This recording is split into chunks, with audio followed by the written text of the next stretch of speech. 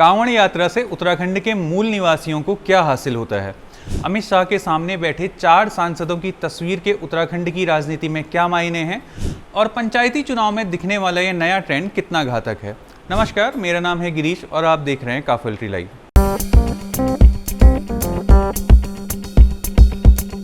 दो 2025 की कांवड़ यात्रा इस हफ्ते पूरी हो चुकी है, पर क्या आपने कभी सोचा है कि उत्तराखंड को इससे क्या हासिल होता है?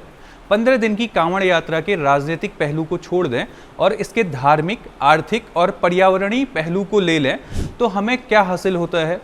हमारे यहाँ इन दिनों सब कुछ धर्म के आधार पर ही तय हो रहा है, तो पहले धार्मिक पहलू की ही बातें कर लेते हैं और समझते हैं उत्तराखंड के मूल निवासियों और कांवड़ यात्रा का संबंध। कठोर जीवन शैली के चलते हमारे पुरखों ने अपने गांव के आसपास की नदियों को ही गंगा जैसा पवित्र माना है और अपने आसपास के मंदिरों को 4 धाम जितना पवित्र। हमारे यहाँ उम्र का एक निश्चित पड़ाव पार करने के बाद ही धार्मिक यात्रा पर जाने की रवायत ज़्यादा दिखती है। अब अगर बात सावन और शिव की जाए तो शिव कुमाऊं और गढ़वाल दोनों ही जगह आराध्य हैं। हमारे यहाँ अनेक इष्ट देवता शिव उपासक रहे हैं, तो कुछ शिव के गण या अंश। उत्तराखंड में शिव आराधना की सबसे खूबसूरत बात यह है कि यहाँ शिव को परिवार का सदस्य माना जाता है। उत्तराखंड में कहीं शिव भिना यानी जीजा हैं तो पार्वती बेटी और सखी हैं। रही बात सावन के महीने की, तो उत्तराखंड में भी सावन का महीना खूब पवित्र माना जाता है। कुमाऊं में अनेक शिवालय हैं जहां सावन के महीने अपनी परंपराओं और पूजा पद्धति से शिव पूजे जाते हैं। गढ़वाल में ऐसे कई गांव हैं जहां जलाभिषेक होता है, लेकिन ये कांवड़ से बिल्कुल हटकर है।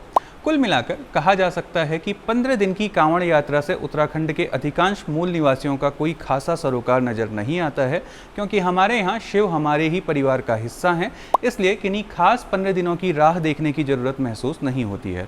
अब अगर बात इन 15 दिनों के आर्थिक पक्ष की जाए तो हमारी सरकारें कांवड़ यात्रा को ऐसे प्रचारित प्रसारित करती हैं जैसे इससे राज्य को बड़ा आर्थिक फायदा पहुंचता है। कहा जाता है कि कांवड़ यात्रा के 15 दिनों में केवल हरिद्वार क्षेत्र में करीब 300 से 500 करोड़ रुपए का व्यापार होता है।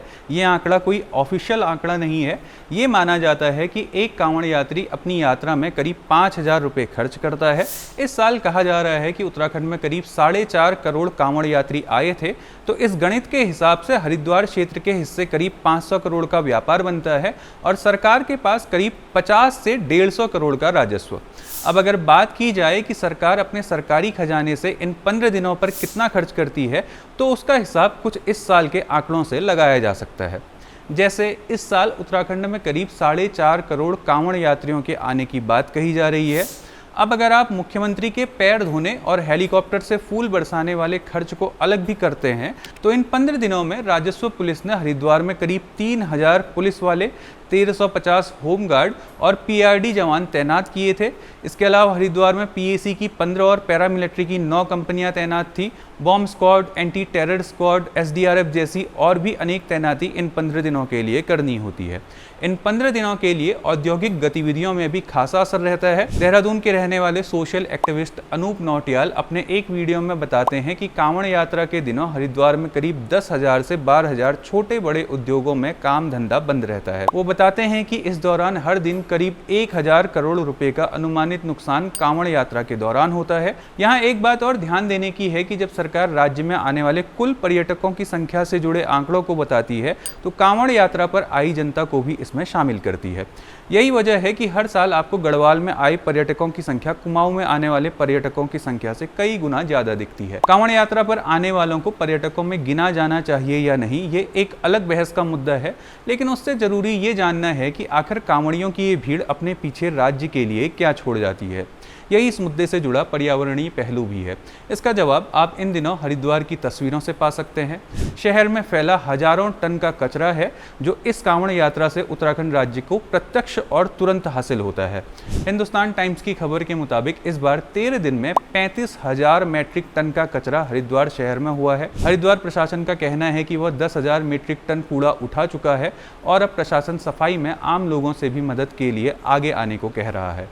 अगले कई दिनों तक हरिद्वार प्रशासन इस सफाई में लगा रहेगा। यहाँ आपको जरूर जानना चाहिए कि हरिद्वार में होने वाले पवित्र स्नान जैसे मकर संक्रांति आदि में 50 से 60 मीट्रिक टन कचरा निकलता है, जो सामान्य दिनों में होने वाले कचरे से बहुत ज़्यादा होने के बावजूद कांवड़ यात्रा के दौरान होने वाले कचरे के सामने कुछ नहीं दिखता। क्या आपको नहीं लगता कि उत्तराखंड सरकार को कांवड़ यात्रा पर केंद्र सरकार के साथ बैठकर बातचीत करनी चाहिए और हर साल बढ़ती इस समस्या का कोई ना कोई समाधान निकालना चाहिए?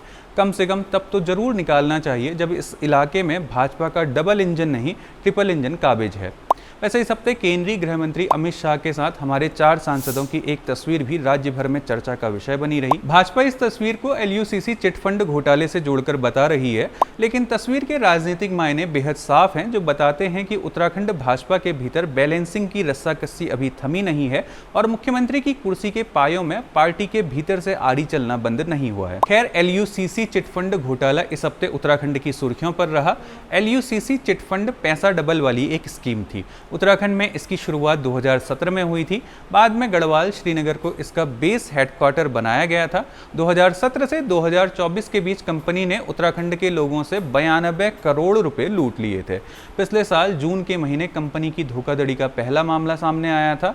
अब तक देहरादून, टिहरी, कोटद्वार, रुद्रप्रयाग और उत्तरकाशी में दर्जन भर से ज्यादा धोखाधड़ी के मामले दर्ज हो चुके हैं। धोखाधड़ी का पहला मामला सामने आने के 1 साल बाद जहां एक तरफ मुख्यमंत्री पुष्कर सिंह धामी वाली राज्य सरकार घोटाले की CBI जांच पर सहमति देकर खुद की पीठ ठोक रही है, तो वहीं दूसरी तरफ उत्तराखंड के 4 सांसद घोटाले की जांच पर गृह मंत्री अमित शाह से मिलकर कठोर कार्यवाही की मांग का मजमा लूटना चाहते हैं।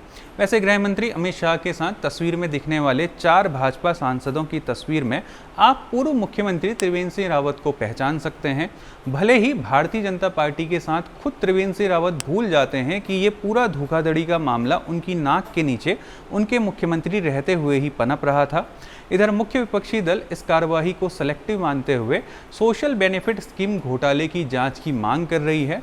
कांग्रेस का आरोप है कि 200 करोड़ के सोशल बेनिफिट स्कीम घोटाले में त्रिवेंद्र सिंह रावत के करीबी आरोपी हैं, इसलिए भाजपा सरकार इस पर कोई जांच नहीं कर रही है। खैर, आखिर में बात करते हैं उत्तराखंड में हुए पहले चरण के पंचायती चुनाव की। राज्य के 12 जिलों में पहले चरण में हुए पंचायती चुनाव में 6049 पदों के लिए 17,829 प्रत्याशियों के भाग्य का फैसला मत पेटियों में बंद हो चुका है। पहले चरण में हुए पंचायती चुनाव में कुछ चीजें ऐसी हैं जिन पर जरूर बात की जानी चाहिए। जैसे लोकतंत्र की सबसे छोटी इकाई की उत्तराखंड में ऐसी स्थिति हो गई है कि उसकी नींव में ही चुनाव लड़ने के लिए कोई दावेदार नहीं है। हाँ, ये जरूर है कि जिला पंचायत सदस्य के चुनाव का जलवा अभी भी कायम है। प्रधानी के चुनाव में अब कई जगह 5 साल तेरी राट, अगले 5 साल मेरी राट जैसे नए मंत्र देखने को मिलने लगे हैं, पर इससे निचले स्तर पर तो ग्राम पंचायत सदस्यों के दावेदार ही नहीं मिल पा रहे हैं। पंचायती चुनाव की आज स्थिति ऐसी हो गई है कि चुनाव होने से पहले ही 20,820 ग्राम पंचायत सदस्य और 1,361 प्रधान निर्विरोध चुने जा चुके हैं। निर्विरोध पदों का ये ट्रेंड क्षेत्र पंचायत सदस्य में भी दिखता है, जहां बिना चुनाव के ही 240 क्षेत्र पंचायत सदस्य चुने जा चुके हैं।